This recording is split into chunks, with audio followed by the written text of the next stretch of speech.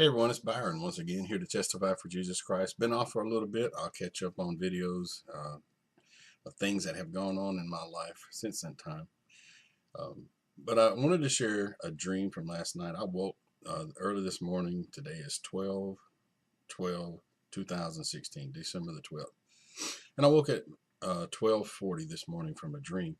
Just wanted to share this. I don't exactly know what to call it yet. I'll give it a title.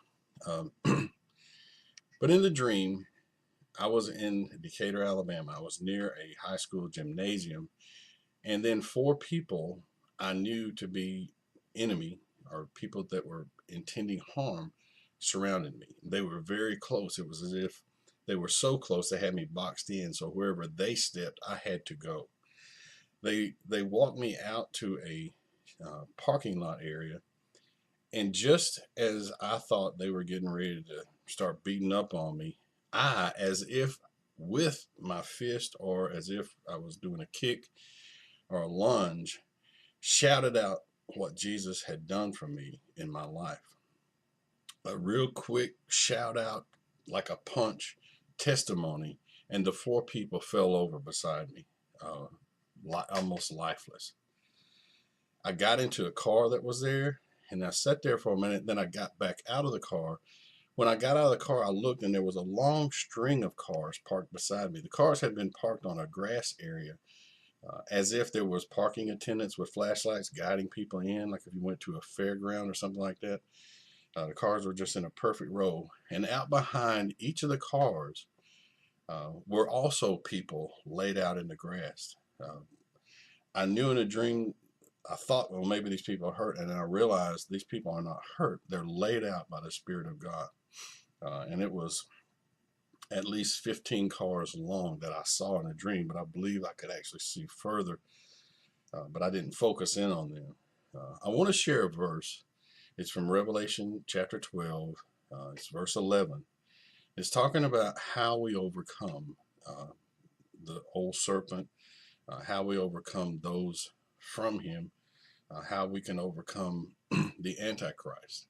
I believe it's applicable to all, not necessarily guaranteeing that we will not die in this life, but it is how to overcome. And it says here, and they overcame him by the blood of the Lamb and by the word of their testimony.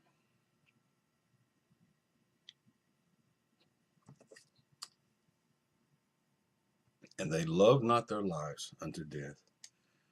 Folks, the Lord's been working with me. It's been almost 3 months, maybe 2 or 3 months since I made a video. He's been teaching me and showing me. And everything that he's showing me is much more in depth than I thought was possible in the past. And I'm telling you, man, we have to be in a position to where our testimony of the Lord is second nature, just like a guy that was to be a trained fighter. We're to be fighting in a ring, and maybe the fight's over, but somebody runs to congratulate him and he throws a punch because he's just that trained to just have that reaction. That's the way our testimony can be. And you can't make a testimony for Jesus Christ out of thin air. There has to be a relationship with the Son of God, because there's nothing to talk about if there's not. And listen, I grew up in a place where there was hundreds of churches in one city. Church beside church, city blocks with 3 and 4. And I can tell you, and this is my absolute honest assessment, there was a lot of people that had a testimony for church. There was a lot of people that had a testimony for the good things that they were doing. A lot of people that had a testimony for this and that. But I can count on my hand how many people physically had a testimony for Jesus. Because we were led to believe that this relationship with God is a relationship with this organized church, and it's not. It is absolutely far from the case. I also want to caution you about following these people that are talking about the rapture.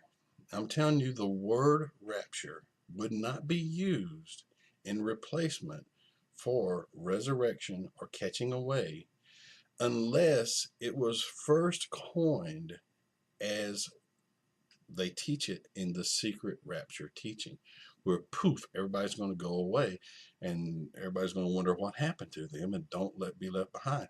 That is a false teaching from hell.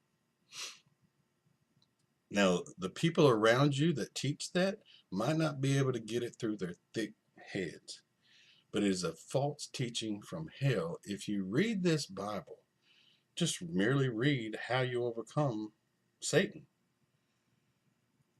Merely read the 12 letters, the 7 letters to the churches in Revelation 2 and 3.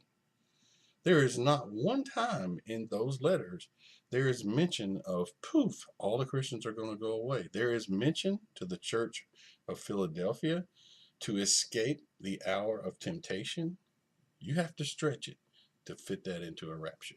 This rapture joke is crazy. So I will continue to step on toes for false teachers. I will stand for what is true in the Word of God, and I will tell you what I see from the Lord. And that's what I'm doing. So I'll be back with some things that the Lord has shown me over the past little while as I've been silent and experienced both shock and peace. Thank you.